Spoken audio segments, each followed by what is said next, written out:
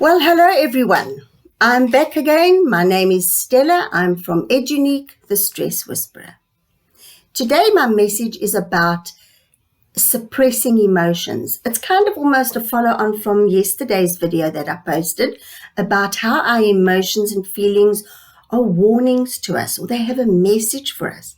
And if we embrace them, embrace the message, we can actually benefit ourselves, and those feelings can be our friends. Even if they're unpleasant emotions, they're there. Just like your finger hurts when you put it on the stove and get burnt.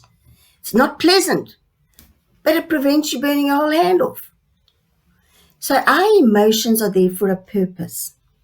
The problem is that a lot of us, we suppress our emotions because they're uncomfortable and we don't want to deal with them, or we're scared that we might fall apart.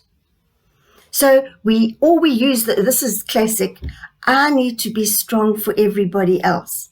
Let me tell you, the clinics for mental health issues are full of people who all sing the same song. I had to be strong for the rest of my family. And guess where they're sitting now? In a clinic. And that was me too. Anyway, that's a story for another day. The problem is that we suppress our emotions. And those emotions don't go away. They stay there. In fact, they start to accumulate. They accumulate. They stay there in our subconscious, but they influence us every day. And it's like a glass of water. Each problem is like putting in a bit of water into the glass. Eventually, the glass is nearly full. And then you just have to put a few more drops in, and what happens? It overflows. So that's what happens to our emotions when we don't deal with them. Eventually, they will come out like a hose pipe. If you close it off at both ends, well, no, you'd have to have water coming in the one end. But if you close off the other end, eventually it buckles and breaks and the water will squirt out somewhere. And I'm sure you've all had the experience where we bottle up and then we take things out on the wrong person. I remember a classic example where I lost my head. I don't really have a temper, but I lost the plot with my poor husband, who wasn't the source of the problem. But I had been suppressing something that was annoying me. I was exhausted because of a huge work project, and something was irritating me, and I didn't have the courage to deal with it. And one day I was like really up to here. So I get in my car, and who happens to phone me? My poor husband asks me what I thought was a stupid question. Maybe it wasn't, but in that day, I thought it was a stupid question. And I went off pop. Why does everybody ask me stupid questions? I went off him in the car. Shame. Fortunately for me, I have an amazing husband, and he understood I was at the end of my rope. But still, there was no excuse. He was collateral damage when he was not the issue. And of course, I apologized profusely. I'm still apologizing because it was really unacceptable behavior. But it just shows that somehow it will come out if we suppress things and we don't actually deal with the problem. So we need to deal with these things, and often we don't want to deal with them because they're unpleasant, or we feel we'll fall apart. So often you hear when people die, some of the surviving family will say, I need to be strong for everybody else. I can't feel that grief, or they're too scared to get in touch with those feelings. So they avoid them, they suppress them, they force themselves to carry on. But grief will come out. It can make us ill, just like secrets can make one ill.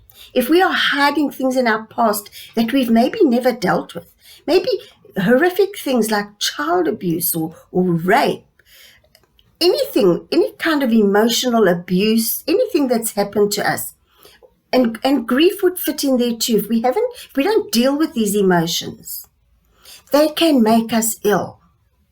I literally lost a friend because she wouldn't get help for multiple problems. Her secrets made her ill, and she died suddenly. And she wouldn't go for help as much as what I begged her. And I understand now in retrospect, there were too many things for her to deal with.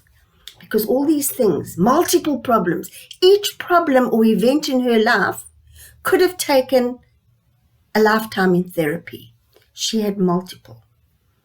And I realize now it was too much for her to even go and start to open up what could have been like for her a can of worms. I understand that.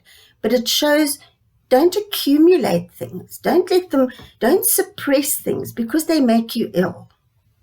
We need to look at how we can address things and do them appropriately. But to feel the grief, if that's what we're going through, because that's the way we go through it. I remember reading once something that really helped me when I was going through a grieving process. And it was because we're scared to go into it because we feel if we go into this hole, we'll never get out of it. But this book said, you will not stay in that deep hole because you can't. It takes too much energy to actually feel the intensity of those emotions. But it's good to go in there and feel them. Don't avoid them. Allow yourself to feel them. And then you will come out because you cannot, it's physically impossible. It's not humanly possible to remain in that hole that intense. Yes, you're going to come up with a snotty nose and a headache and exhausted, but you can't stay with the intensity of those feelings. And you need to feel them. You need to go through a problem, not around it, over it, pretend it doesn't exist. You need to go through it. And they say, how do you like this? They say, if you don't cry over something that's really tragic or in which you're incredibly sad, facing great loss, your heart will drown. If you don't cry, your heart will drown. Well, I guess it won't literally, but I like that saying anyway, because it just shows that to heal, to come through it, you have to allow yourself to feel. What I can also tell you on it, someone gave a lovely illustration once, because you think, oh, well, what's talking about it, bringing up all that, what is it going to help? Well, things that we stuff down into our subconscious that affect us anyway, or that can burst forth, it's like having dirty, stinky laundry. You don't wash it. You just stuff it in a cupboard. And you just keep stuffing it in there. Everything that happens, you just push all your laundry. What's going to happen to that laundry? Heavens alive, it's going to become moldy and smelly.